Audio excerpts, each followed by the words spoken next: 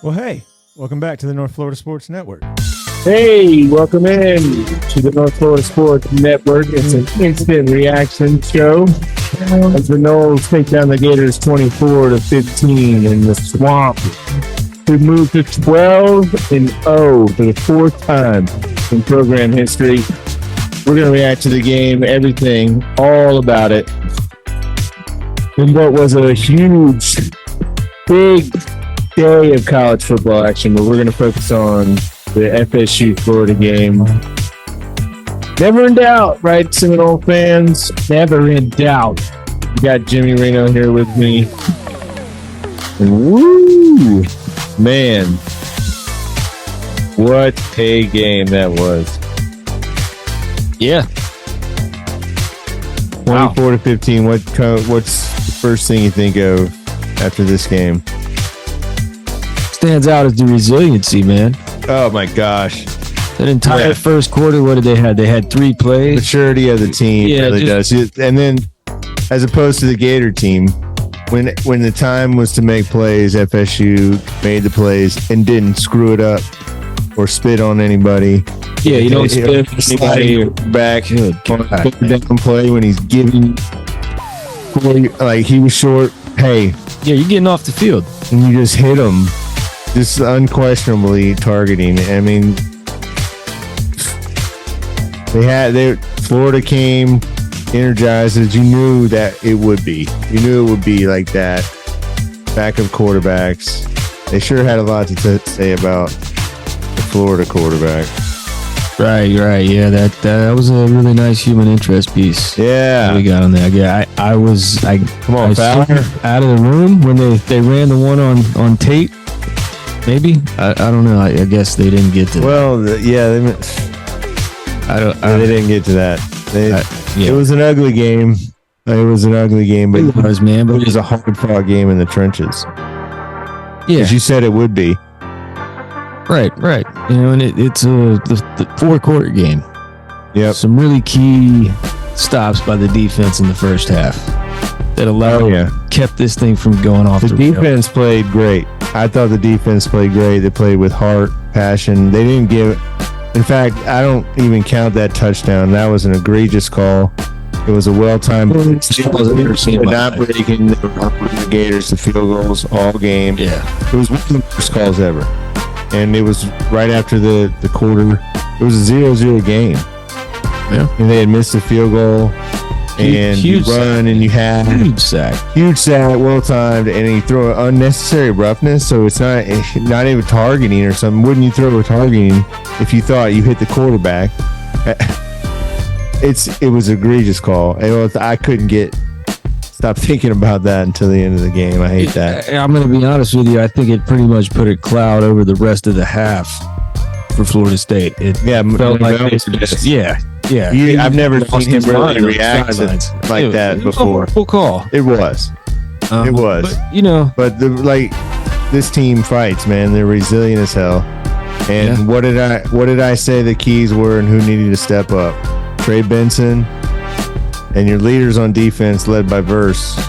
Yeah. Loach with a huge pick too.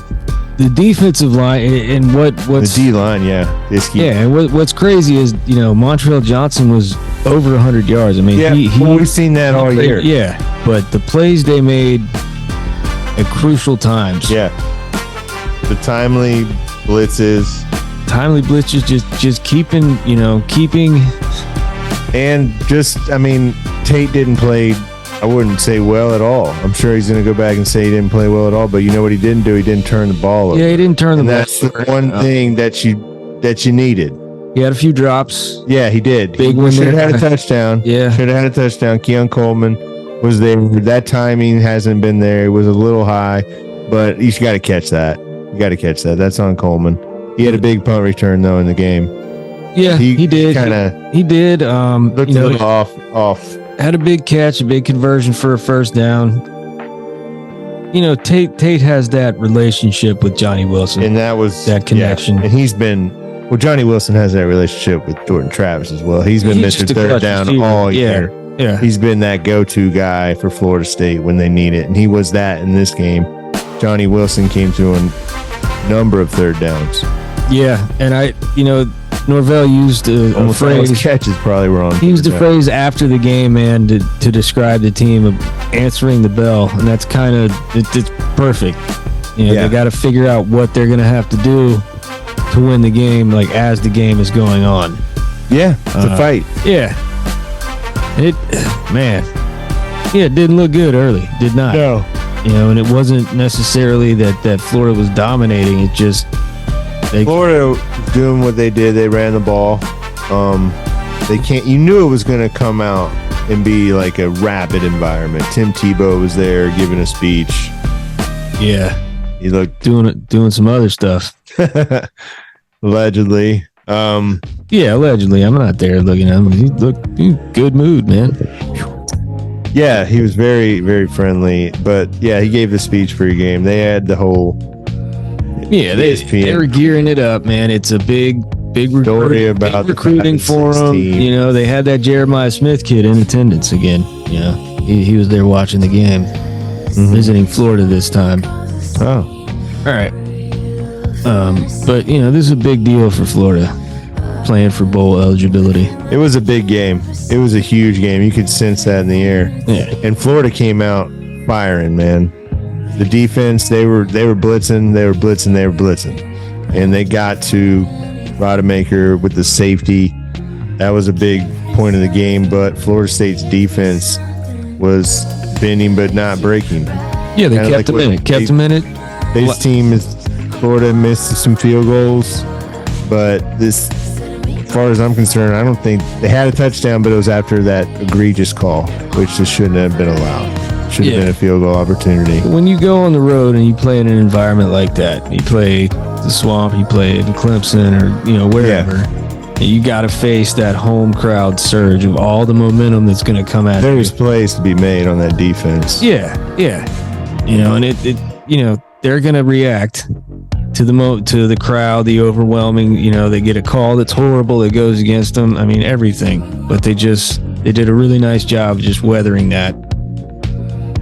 Using the rest of the game to, 24-3 after they got down 12. After it was 12-0, the final score 24-15.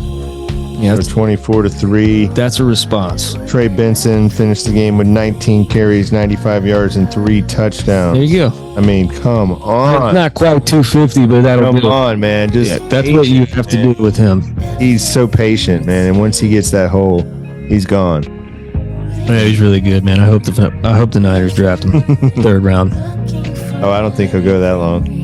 I don't know, man. There's not a huge premium on running backs anymore. That's true, but man, yeah, what a game for Trey Benson when you needed him. You needed him on offense. Yeah, you needed someone to have that explosion. And that home run threat he gives you in that backfield is just brings an element to this offense where I think you still have to give it that respect.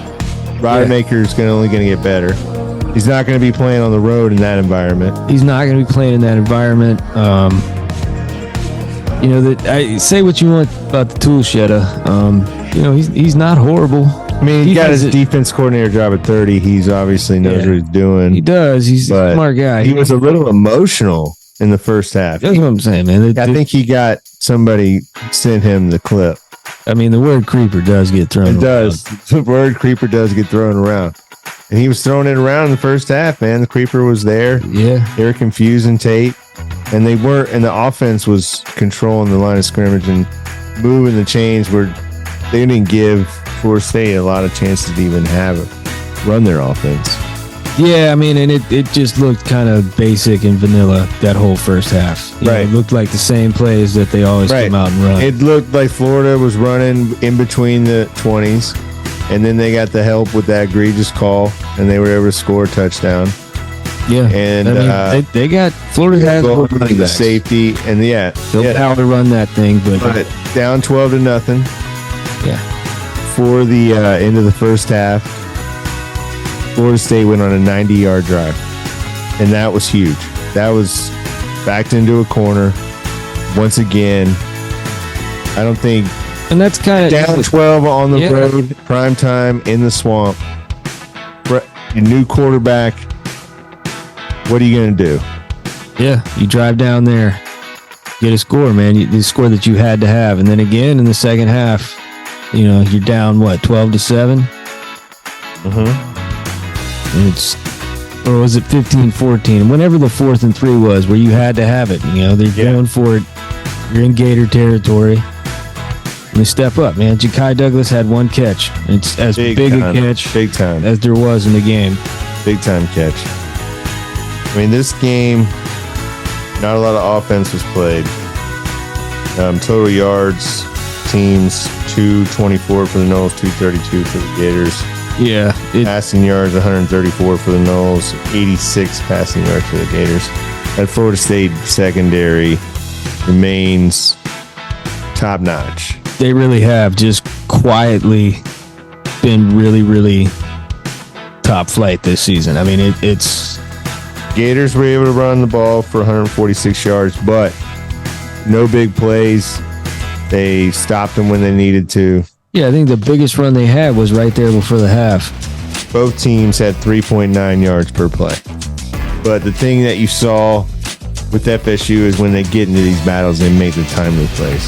Yeah, they make the timely plays. They've avoided mistakes of not just, plays, but also mental mistakes after the play. Right, and you saw Florida pretty much gave the game away with that terrible, when you hit Rodemaker there. I mean, he's given up. That was on 3rd down. You're going to get the ball back now. Who knows what happens? I doubt. Nothing against Tate, man, but he's not, it's not a graceful thing to see him slide. No. Everybody saw it coming. There's no... Yeah, and then the guy spit on him earlier in the game, and that's just you could see the maturity and the resiliency between the teams. Yes, played tonight, and I think that was the difference in the game. When a game that was so evenly matched, even across the board statistically, you knew it was going to be a fight at home. You knew it was going to be an emotional game. How do you handle those emotions in those crunch times? Florida did not answer the bell tonight. In fact, they had 2 players ejected. Yeah. In critical times. Yeah, man. And you talk about the word culture gets used and like, I don't know. To me, that's dumb, but it's just the way that it means a lot. Yeah. It's just the way that business is operated. Yeah. It's the way that we do business. Yeah. And we got first-year transfer guys coming in here from different programs and stuff, and they still, you don't see them out there acting like that. And at the end of the day, they did have 8 penalties for 90 yards. Florida State had 5 for 22. Most of them were pre-snap. They were delayed. A lot of delayed games. Yeah, well, we have 3. Those are things you can clean up, hopefully, with some more practice, some more reps with Rodemaker. He's not going to be in an environment like that.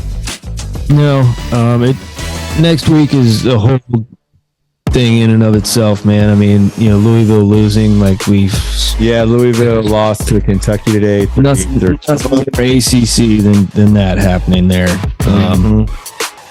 But it doesn't take away how big of a threat they are. Michigan with the big win today in the big game. Michigan. Yeah, I mean, dude, I'm already hearing it from Columbus. Oh yeah, Ryan Day, man. Texas A&M. The offer's out there. That's what I hear. I hear that it's it's going to get extremely uncomfortable for Ryan Day. That they're going to go after somebody. Yeah. Stoopsy maybe too. Stoops maybe. Elko, Stoops, Ryan Day. I would watch for Ryan Day though. Ryan Day. I mean, you won. What is he? Hadn't lost to anybody in the Big Ten except for Michigan. Yeah, but he's lost 3 out of 4. He's 40-3 in that time. Like they would kill for half of that success in College Station. Right. Just saying, man. Like he's only gonna put up with all of that shit so long. Right. I'm hearing things, man. I'm telling you. Well, I mean, in the beginning, Florida was able to convert a lot on 3rd down. They ended up though at only 7 for 16. Florida State though 4 of 14 on 3rd down. Big 1-on-1 though, like you said, at Ja'Kai Douglas on 4th down. That was a huge play. Yeah, it was monumental. It really was. And it was not some gimme either. It was a dart. It was highly contested. The coverage was right there, and he snagged it. So it was. Guys stepped up, man. They really did. You wanted to see the defense step up. You wanted to see the running back step up, Trey Benson in particular, and boom, that's what happened. I'll tell you what I saw somebody step up who nobody would have pegged it. Malcolm Ray was out there making plays. Malcolm Ray was out there. Like that, stuff like that. When you can flex the depth a little bit. Yeah, and I think that's what the difference was in the game. Florida State was able to hang in there. Yeah. And bow up a little bit. They bend a little bit to those, because Florida does have a stable. Those two running backs are good. And I know. Good. And they lead on that, they run that power scheme for the running plays. And it quarterback was athletic. I mean, dadgum, they did a whole daggum story about him. Oh, man, world-class athlete. Daddy was a football player. Yeah, I mean, Tay Rodemaker's dad was a... But, man, Florida State's D-line, I know Florida was out, some offensive linemen, but... Yeah, just being relentless all night. Jared Verse was not to be denied. He took advantage fully of that. Once the mystery was over, you guys have to pass, it was ball game. You saw it. They could not block. He took a 340-pound man and just threw him into the quarterback. Defense just had to weather the storm. They did a really good job. They played well in the first. Yeah, they weathered that storm in the beginning. Allowed the offense to kind of catch up. Yeah, and it got... safety. It got... Yeah. And I was with you, man. The whole first half, you just had to maintain it. Not impressed with the play calling, but at the same time, you didn't turn the ball over. Yeah, you're only seeing sort of half of the play. You're playing with a backup quarterback now. So, there was plays there. He just didn't make them. Yeah. There was one play. He was just... I think he was hesitant to not make mistakes, which I would rather have, I guess. But there was a couple in the beginning in some of the screen passes where he could have got snagged. But after that, he looked to be a little cautious. Game speed. They had Coleman open in the flat once that he didn't get the ball to him. Yeah, that was a big play. If he gets it out on time, get him with a head of Johnny Wilson again on third down. Has been there all year for Travis, now for Rodemaker. In the biggest times, when you need it the most, that's where they go. Yeah, and why not, man? He's delivered for you. He has. But man, and then Trey Benson, 3 touchdowns. Hitter, man, that guy. Yeah, he's. Just I remember when we took the transfer and guys were just like, what, people were scratching their heads like, what are we doing? Why are we taking a running back that has played a game, had his knee blow up at Oregon? What the hell is this? Right. Well, and now you see why. It's good to see this team fight through adversity, whether it's from the other team, the daggum officials, the ACC. We've seen it both ways. They missed calls on both sides. They missed calls against Florida State tonight too. Yeah, but what I'm saying is obvious ones. Is it not the worst run organization? It is. And I haven't even Sean McDonough on that. Yeah. He called it out. It was a bad call though. They did say it was a bad call, but it was an egregious call at that point of the game. Absolutely egregious. It deserved an explanation further than they gave. I guess that's fair. Yeah, but whatever. But Florida State's 12-0. 12-0. Cover, a 9-point win. Got the win on the SEC network. At night. The Gators will not be bowling this year. No, they won't, man. The football season for Florida in 2023 is over at 5-7. Hey, man, they actually did better than I thought they would. What did I had them at 3 wins, I believe, before the season. 3 to 4. Tape. Yeah. You go back and check the tape. They did a little bit better. Yeah. A little bit better. We did do some preseason shows. But yes, Florida State. I'll tell you what's going to be interesting, man, is, keeping it on Florida for a second. We'll see what goes on with that recruiting class, which is apparently the only thing that's keeping Billy Napier relatively safe. Who's now? You mentioned who was at the game. Jeremiah Smith. Jeremiah Smith was at the game. Yeah, Visiting Florida this time. Yeah, visiting Florida, just going to see a good game, man. Hmm? You know, I don't think that kid's going anywhere other than Ohio State. Unless Ryan Day goes to Texas A&M. Which I'm telling you. Well, got ears in Columbus, man. Guys on the ground. Yep.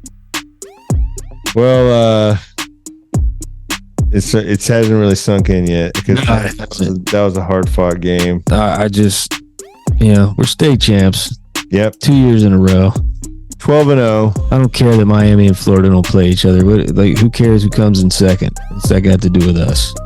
Louisville on the horizon. Yeah, it's going to be a really tough game. They're going to be coming in pissed off. Damn, and they're physical. They run. And again, you're in the same situation. They still are 9-2. They still should be a top 15 team. Yeah.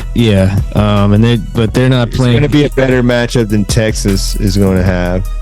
Oh, Texas will be playing Oklahoma State, who won in double overtime against BYU. So Texas will be playing Oklahoma State, which I think is good for them. They probably wanted to play Oklahoma. Maybe it looked better, but it doesn't matter. You're going to also lose teams. You're going to have 4 undefeated teams. Still. That's you got Georgia, Michigan, Washington, and Florida State. That should be your top 4. That should be your top 4. Now the debate should start who goes at 5. Now, if Washington and Oregon play, does Oregon get to go if they win? I would probably say yes. I think they've been saying that all year, the way they ranked Oregon ahead of Alabama and Texas. Yeah. In every ranking. And there's nothing to change that would make you change that right now. Oregon had a big win against Oregon State. They're going to play an undefeated team in Washington, so that's fair to say that the Pac-12 is getting one this year. Yeah, you could say that. Yeah. So that's one spot. All right, so... And I mean, the SEC is in, no matter what happens. The SEC has a spot. You think so? Yeah, dude. With the great pass, Alabama, and the 4th down, there could be forever. For them to win the SEC, they'll have to have 10 years from the best win of the season. The return of that was what a great game that was. Hard. How can you rush only 2 guys at the end? You're Auburn, but man. I mean, if the kid threw a nice throw, it was a great catch, right? The kid just runs the punt for Auburn. You're not even talking about this. Yeah. But yeah, somehow Alabama's still in it. And They were just, sunshine smiled on the blind frog's ass. Yeah, we'll see. I think Texas is they're in front of Alabama because they beat them head to head. And that is something that this committee, that's the whole reason there is a committee, is to deal with head to head when teams are ranked higher and all the ratings. I agree with you, man. Like, the reason they got rid of the BCS is because they were only picking between 2 teams in the end. Yeah. Well, yeah, that should have 2. Now they should just go back to the BCS. Right. You're gonna well, there wouldn't be a TV show in that. Yeah, exactly. Couldn't set an agenda and talk about it. I mean, the way they were asking Norvell after the game, what should people think of him? I mean, geez, 12-0. 12-0. We answered every game on the schedule. What do I care? You shouldn't have to defend anything. If they win, they're in. Yeah. That's it. The bottom line. Why would I care what people think about me? It doesn't matter. That was the defense showed up. The offense did what they had to do. That's what I'm saying. Like, let's just break it down. For instance, you have the team that just jumped Florida State, Washington, playing in their rivalry game. Yes, they barely squeaked by against another 5-7 team in Washington State. They need a field goal at the end to win. Right. So, and they're playing with their starting. They're playing with their starting quarterback. Right. Their Heisman candidate quarterback. He started the game, finished the game. Right. Florida State's playing with their backup. Right. Spread was what, 6.5 points? Just shows you Florida State covered the spread. State covered the spread. The defense stepped up. Did what people Florida's expected. strength is offensively. Big plays. Big plays. Big run by Trey Benson. Yeah, he is. Second half. He hasn't had the stats of the season. Although I'm going to tell you, I mean, the yards haven't been there, but touchdowns, big runs, like, you know, I'll take him with any back in the country. Yeah. Trey Benson steps up. Johnny Wilson stepped up. Those two guys on offense in particular carried the day. Yeah. They carried this team through the adversity that they had. And the defense not allowing the big play and not turning the ball over. Just like we said. Exactly. Hey, yo, and shout out to Brock Glenn, man. Brock Glenn got in. Came in there and handled that like a champ. Yeah, he looked good. Yeah. He a pass knocked down. Yeah. Probably wouldn't have been complete anyway, but whatever. That'll come. It's going to be his team, I'm telling you. We had to go. Oh my God, I can't believe we won there. Yeah. Those sink in. State champ. Always, Florida State 24. 18 straight wins. 18 straight. Third longest streak in the country behind Georgia and Washington. Like those teams should be ranked. Yeah. All those teams should be ranked. Top four should be pretty easy. You got Georgia, Michigan, Washington, Florida State. Florida State. However you want to do it. I don't care. You can make an argument for all of them, honestly.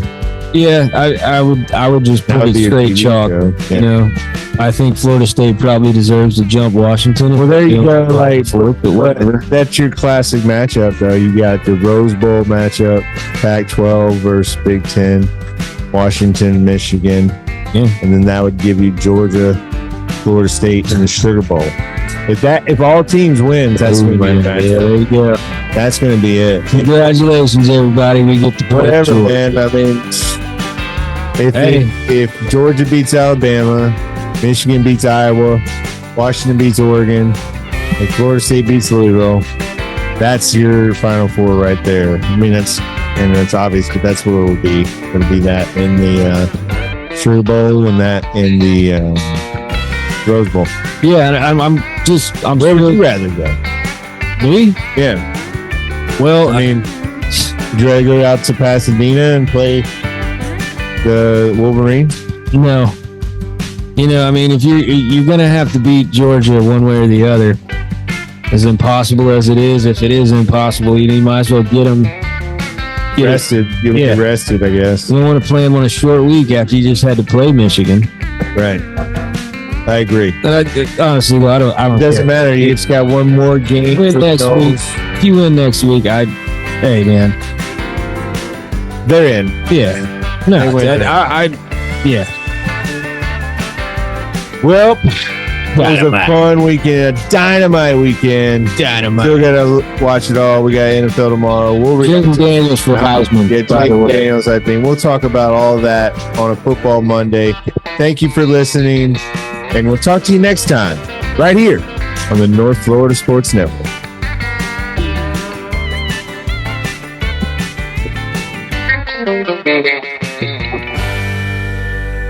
We had to go. Our ride was here. We got a shuttle to our